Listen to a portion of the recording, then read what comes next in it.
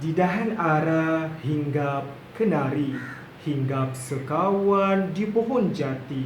Marilah saudara dan saudari memberi tumpuan sepenuh hati. Assalamualaikum warahmatullahi wabarakatuh dan salam sejahtera.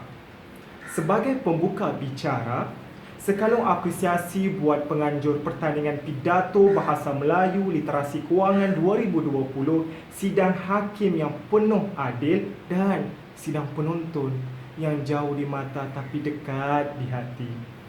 Saudara, percaya atau tidak, di Malaysia wujud individu berusia 18 tahun yang diisytiharkan muflis disebabkan hutang. Percaya atau tidak, kaji selidik AKPK 2018, 3 daripada 10 orang rakyat Malaysia yang bekerja terpaksa berhutang untuk membeli barang keperluan asas. Percaya atau tidak? Jabatan Insolvensi Malaysia 2019 memperlihatkan kes muflis berlaku dalam kadar sebulan 1,000 orang kerana hutang. Maka pada hari ini saya terpanggil untuk mengajak anda semua untuk mula percaya betapa bijak urus wang kunci bebas hutang.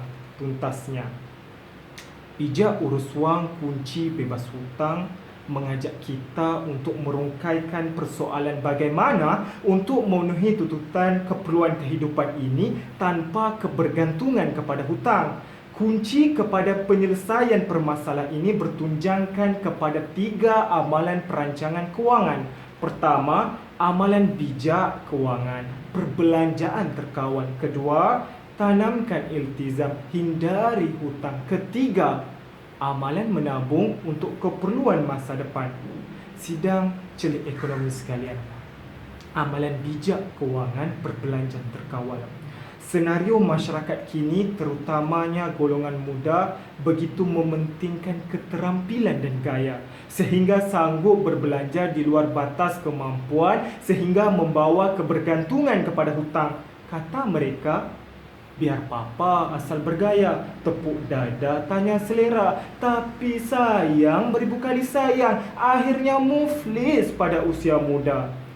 Mereka berbelanja sebanyak ringgit Malaysia 5,000, tetapi hanya menerima gaji sebanyak ringgit Malaysia 3,000. Hatta kerana itulah perlunya kepada pengetahuan tentang perancangan kewangan. Wujudkan belanjawan untuk kita mengenal pasti perbezaan antara keperluan dan kemampuan.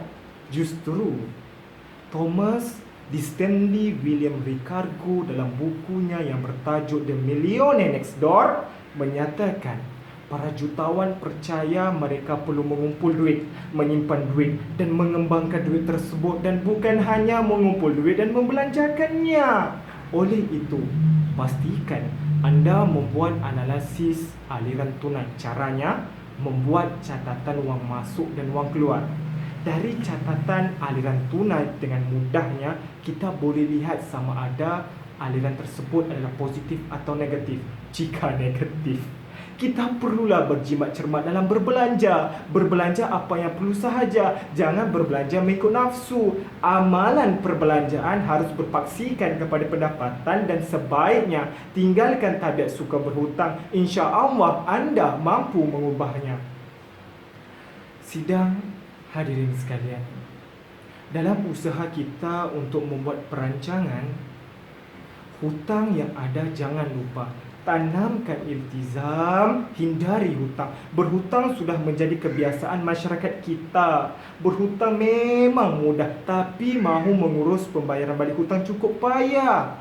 Oleh itu, kita hendaklah melengkapkan diri dengan pengetahuan pengurusan kredit yang mampan. Pembayaran hutang harus diberikan keutamaan berbanding lain-lain perbelanjaan agar anda mengenal pasti batas kemampuan. Dan seandainya anda buntu di belenggu hutang, AKPK kena ada. Tahukah anda AKPK atau nama rasminya Agensi Kaunseling dan Pengurusan Kredit ditubuhkan pada April 2006 sehingga September yang lalu. AKPK telah berjaya membantu masalah-masalah hutang yang tertunggak. April 2006, AKPK telah berjaya menyelesaikan masalah kewangan 20,412 peminjam melibatkan jumlah hutang ringgit Malaysia 822.3 juta sehingga 31 Februari melalui program pengurusan kredit PPK. Oleh itu, jika kita mengamalkan iltizam menghindari sikap suka berhutang, kita tidak perlu bergantung kepada AKPK dan semestinya tidak timbul masalah dalam kehidupan masyarakat. Pokok pangkalnya, ini menunjukkan iltizam yang tinggi dalam diri mampu menyelesaikan masalah hutang. Saudara sekalian,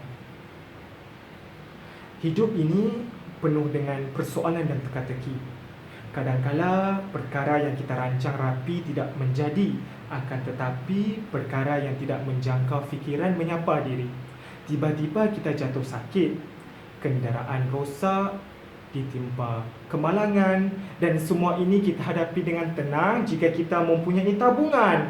Bukankah dari kecil kita telah didedahkan dengan amalan menabung untuk keperluan masa depan? Namun demikian, mengapa setelah dewasa kita lupa, kita alpa? Ingin saya tekankan, kunci bebas hutang terletak pada tabungan. Sama ada tabungan itu berbentuk simpanan atau pelaburan, anda yang tentukan berdasarkan kemampuan dan pendapatan.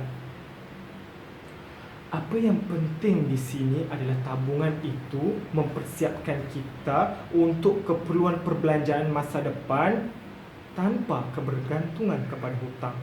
Namun awas, jangan berhutang untuk membuat pelaburan. Ingin juga saya sampaikan bahawa membuat pelaburan juga perlu ada pengetahuan. Melaburlah dengan skim pelaburan yang diiktiraf oleh kerajaan sebagai persediaan melindungi diri daripada perkara tidak terduga. Tidak kira setinggi mana kita ingin daki ke bulan sekalipun, kita perlu siap sedia dengan tali dan payung terjun. Seandainya kita jatuh nanti, kita tidak patah kaki. Kesimpulannya hadirin hadirat sekalian, kebergantungan kepada hutang berpunca dari kegagalan menguruskan wang. Gagal menguruskan wang bererti kita gagal melunaskan wang. Gagal menguruskan wang bererti kita menyumbang kepada masyarakat yang berhutang. Tuntasnya, masyarakat yang dibebani oleh hutang tidak mampu menyumbang kepada pembangunan negara bangsa. Fikirkan, inikah warisan yang kita ingin tinggalkan pada generasi masa hadapan? Akhir sekali, saya tinggalkan hadirin dengan mengenang kembali petikan kata-kata Saidina Ali bin Abi Talib. Beliau berkata, selama-lama manusia ialah orang yang tidak dapat mencari sahabat, dan orang yang lebih lemah daripada itu ialah orang yang telah mensia-siakan sahabat yang telah dicari.